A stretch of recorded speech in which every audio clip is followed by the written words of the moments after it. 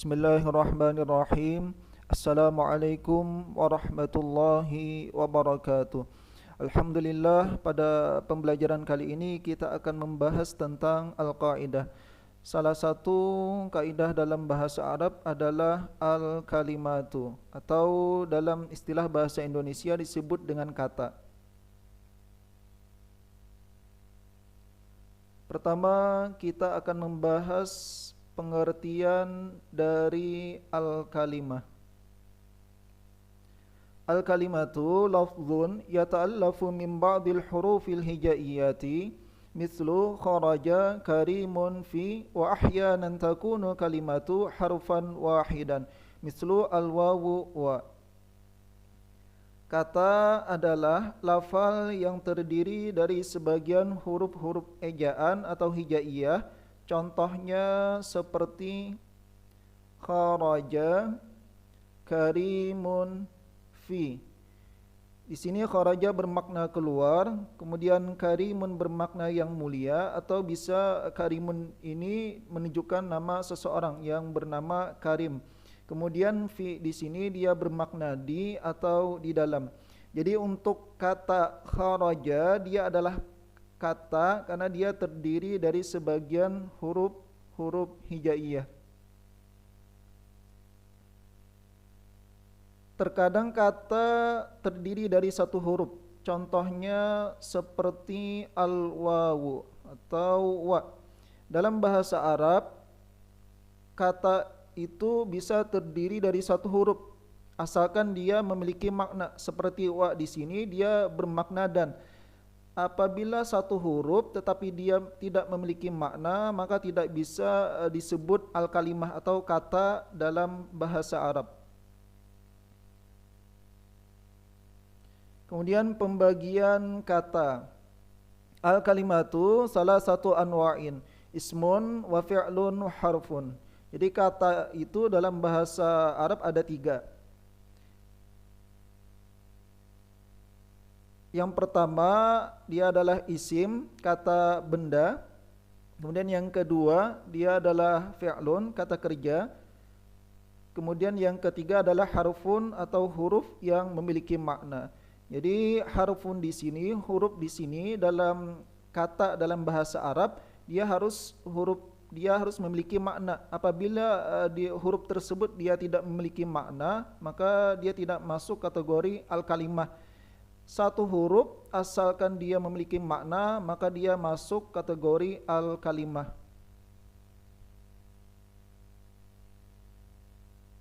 Pertama kita akan membahas tentang kata ismun, kata benda. Al-ismu kullu kalimatin tadullu ala insanin aw hayawanin aw nabatin aw jamadin aw makanin aw zamanin aw sifatin. Isim adalah setiap kata yang menunjukkan kepada manusia atau binatang atau tumbuhan atau benda mati atau tempat, waktu atau kata sifat. Kemudian kita lihat contohnya di sini di tabel berikut ini. Di sini ada ismun, kata benda. Apabila setiap kata yang menunjukkan kepada insan, kepada manusia, seperti contohnya di sini adalah Sa'idun, ini adalah nama seseorang, maka Sa'idun di sini dia adalah masuk kategori ismun, kata benda. Kemudian apabila kata tersebut menunjukkan kepada hayawanun, binatang, seperti contohnya di sini adalah Asadun yang bermakna singa, nama sebuah binatang, maka Asadun di sini dia disebut dengan ismun, kata benda. Kemudian apabila kata tersebut menunjukkan tumbuhan seperti zahratun di sini, dia bermakna bunga, maka zahratun di sini dia masuk kategori ismun, kata benda. Kemudian apabila kata tersebut dia menunjukkan jamadun, benda mati, seperti contohnya adalah baitun, ini artinya adalah rumah, maka baitun di sini dia masuk atau disebut dengan ismun, kata benda. Kemudian apabila kata tersebut dia menunjukkan kepada makanun, sebuah tempat atau nama tempat, seperti contohnya adalah Makkatu atau Mekah, maka kata Mekah ini dia disebut dengan ismun, kata benda. Kemudian selanjutnya di sini ada zamanun, apabila sebuah kata menunjukkan waktu, contohnya seperti syahrun, ini bermakna sebulan, maka syahrun di sini dia disebut dengan ismun, kata benda. Kemudian yang terakhir di sini ada sifatun, kata sifat. Apabila kata tersebut dia menunjukkan ke kata sifat, contohnya seperti rahimun, dia bermakna yang penyayang, maka kata rahimun di sini dia disebut ismun, kata benda.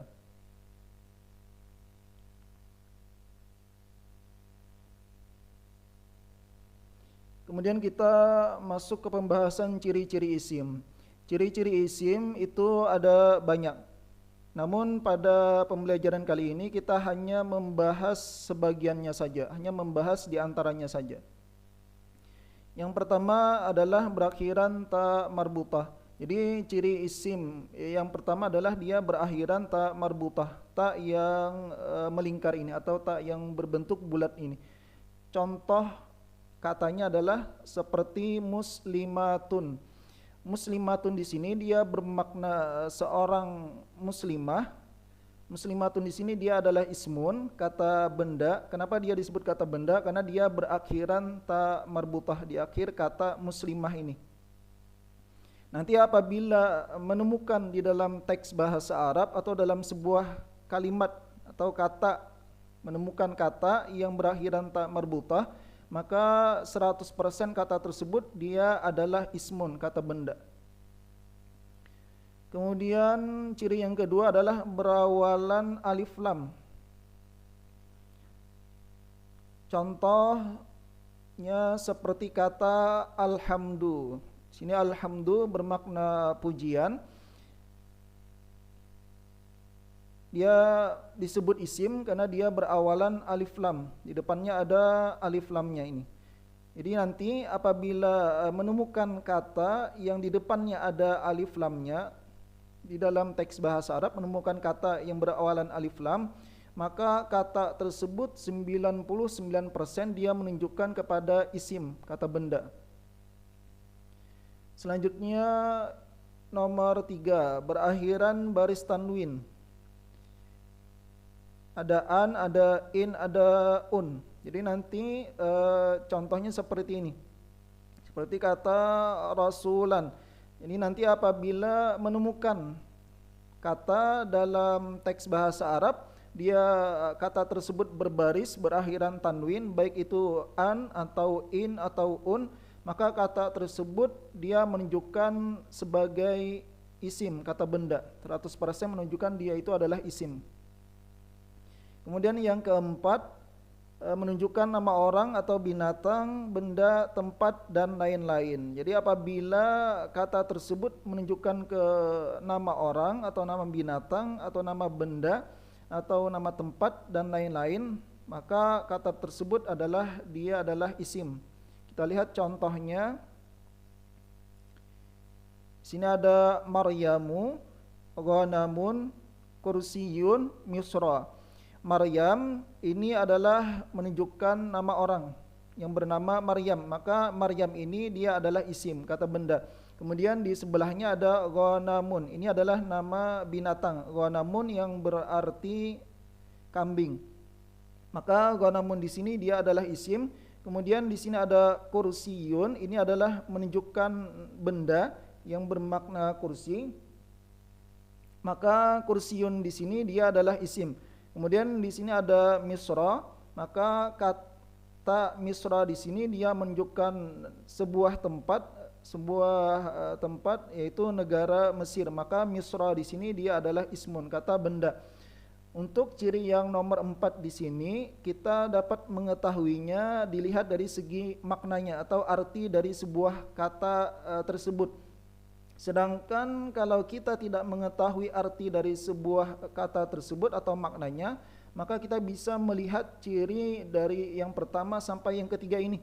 Ciri yang apa yang tertulis di kata tersebut. Ada yang berakhiran ta marbutah, ada yang berawalan alif lam, ada yang berakhiran tanwin. Ini ciri yang tertulis di kata tersebut.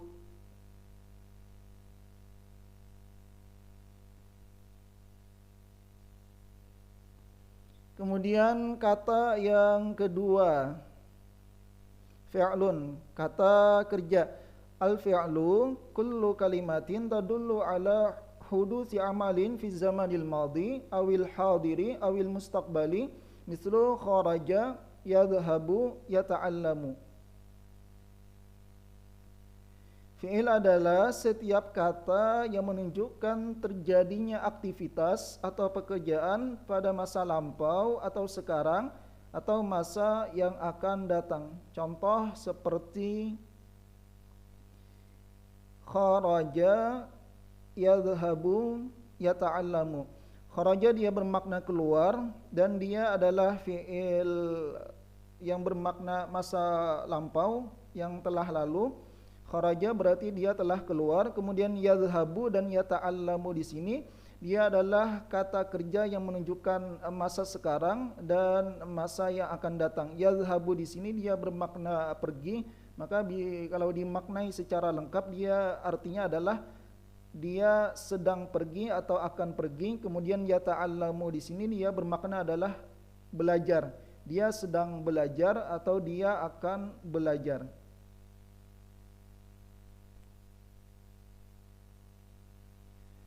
Kemudian pembagian fi'il. Kata kerja itu di dalam bahasa Arab terbagi kepada 3.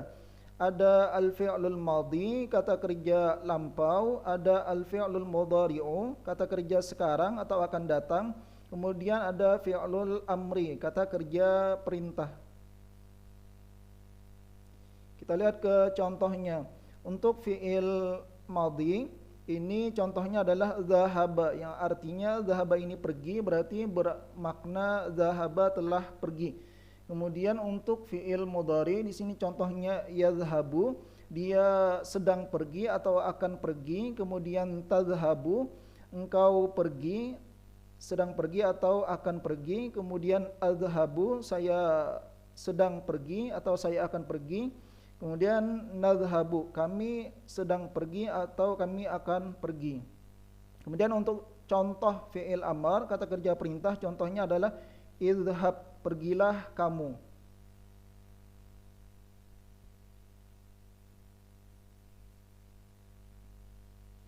Kemudian yang ketiga, kata yang ketiga adalah harfun, huruf. Al-harfu huwa kalimatun la yadhharu ma'naha illa idza rukibat ma'a ghairiha. Huruf adalah kata yang tidak jelas maknanya kecuali bila tersusun bersama dengan kata yang lain. Jadi huruf tersebut walaupun dia sudah memiliki makna, tetapi maknanya itu belum jelas maksudnya kecuali dia tersusun atau bergabung dengan kata yang lain, maka maknanya atau maksudnya akan menjadi jelas. Huruf di sini contohnya seperti ila, wa, fi, dan min. Huruf di dalam bahasa Arab, di dalam tata bahasa Arab itu ada banyak, tapi kita di sini hanya membahas 4 huruf ini saja. Ila di sini dia bermakna ke, kemudian wa di sini bisa bermakna demi, bisa bermakna dan, kemudian fi di sini bermakna di atau di dalam, dan min itu bermakna dari. Kita lihat contoh yang pertama, ila. Adhabu ilal madrasati, saya pergi ke sekolah atau ke madrasah. Jadi ila di sini dia maknanya belum jelas, maksudnya belum jelas dalam sebuah pemahaman, kecuali apabila kata ila tersebut bergabung atau tersusun bersama dengan kata yang lain, sehingga maksud dari maknanya itu menjadi jelas. Kemudian kita lihat contoh untuk huruf wa. Wa yang pertama ini dia bermakna demi, contohnya adalah wal asri. Wal asri itu artinya demi masa. Seperti ini adalah ayat di surah Al-Asr, ayat pertama. Ini wal asri artinya demi masa. Jadi kata demi ini maknanya belum jelas, tetapi ketika dia bergabung dengan kata yang lain, maka maknanya akan menjadi jelas. Yang awalnya demi apa itu kan belum jelas, tetapi karena setelah bergabung dengan kata al-asri maka jelaslah maksudnya demi masa. Kemudian contoh yang kedua untuk wa, tetapi di sini bermakna dan. Contohnya adalah jaa Aliyun wa Umaru. Ini artinya Ali dan Umar telah tiba. Ali dan Umar telah tiba.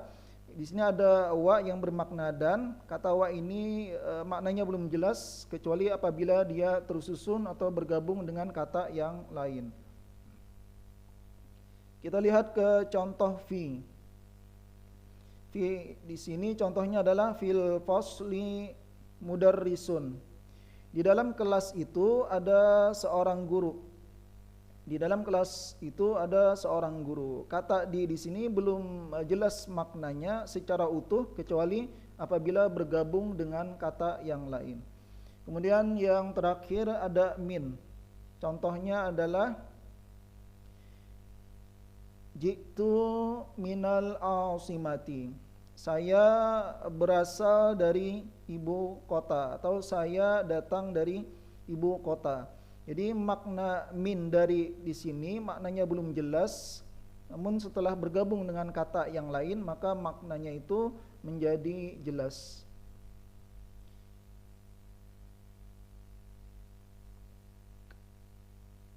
Kata ila, wa, fi dan min di sini, 4 huruf di sini dia dalam bahasa Arab atau dalam tata bahasa Arab disebut dengan huruful khafdi, disebut dengan huruf khafat. Jadi keempat huruf ini disebut dengan huruf khafat.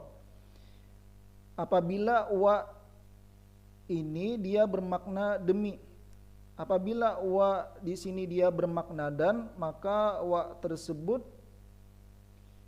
dia disebut masuk kategori huruful atfi. Dia disebut huruf ataf.